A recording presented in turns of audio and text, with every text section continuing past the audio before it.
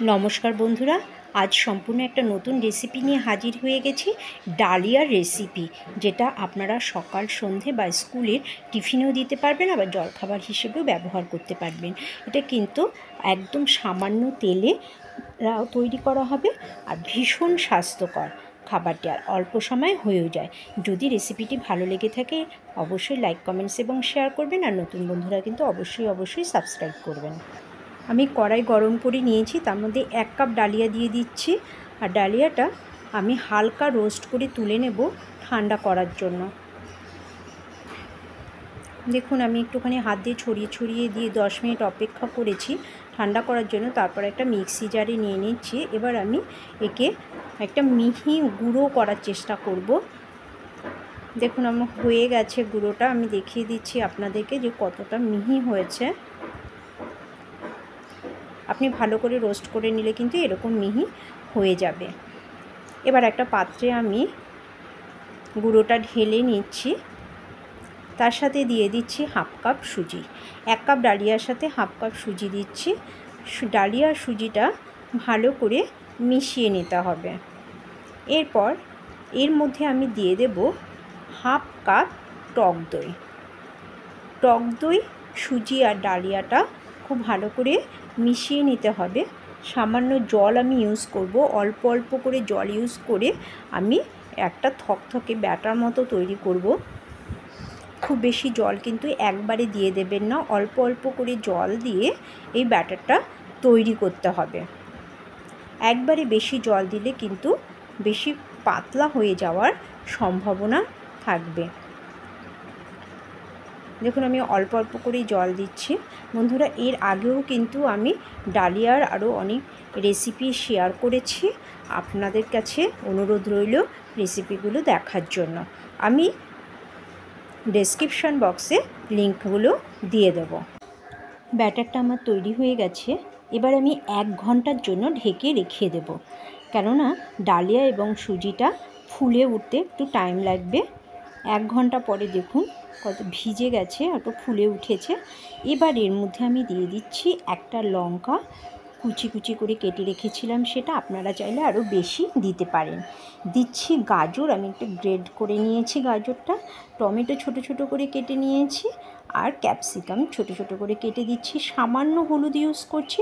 হলুদটা কিন্তু অপশনাল, আপনারা নাও দিতে পারেন। আর স্বাদ মতো লবণ, সব কিছু দিয়ে ভালো করে মিশিয়ে নিতে হবে। হলুদটা বন্ধুরা শুধু আমাদেরকে একটা সুন্দর ইয়েলো কালার দেবে। আপনারা চাইলে হলুদটা অ্যাভয়েড করতে পারেন, তাহলে একটা সাদা মতো হবে। আর দেখুন, আমি গোলমরিচ নিয়েছি, একদম পাউডার না, এটা একটু জাস্ট ক্র্যাশ করে নিয়েছি, তাহলে এর গন্ধটা বেশি ভালো হয়। আর যেদিন আপনি এই খাবারটা তৈরি করবেন, গোলমরিচ গুঁড়োটা তখনই তৈরি করে দেবেন। আগে থেকে করে রাখলে কিন্তু এর ফ্লেভারটা নষ্ট হয়ে যায়। খুব ভালো করে মিশিয়ে নিয়েছি বন্ধুরা। এবার দেখুন, একটা ছোট চা চামচের হাফ চামচেরও কম আমি বেকিং সোডা দিয়েছি, আর 1 টেবিল স্পুন জল আমি বেকিং সোডার উপর দিয়ে ভালো করে মিশিয়ে নিচ্ছি। খুব ভালো করে একটুখানি 2-3 মিনিট টাইম ধরে একটু ঘেটে নেবেন, তাহলে খাবারটা অনেক বেশি সফট হবে। এবার আমি একটা থালা নিয়েছি, থালার মধ্যে সাদা তেল দিয়ে দিচ্ছি। তেলটা চারিদিকে লাগিয়ে দেবো। আপনারা চাইলে অন্য যে কোনো পাত্র কিন্তু এর জন্য ব্যবহার করতে পারেন। তেলটা লাগানো হয়ে গেলে তার মধ্যে ব্যাটারটা ঢেলে দিতে হবে। ভীষণ হেলদি খাবারটা বন্ধুরা, দেখুন কত সামান্য তেল ইউজ করেছি আমি, আর ছোট থেকে বড় সবাই কিন্তু খেতে পারে। এবার আমি এই থালাটাকে ধরে একটু ঝাঁকিয়ে দেব, তাহলে ব্যাটারটা চারিদিকে সমানভাবে ছড়িয়ে যাবে।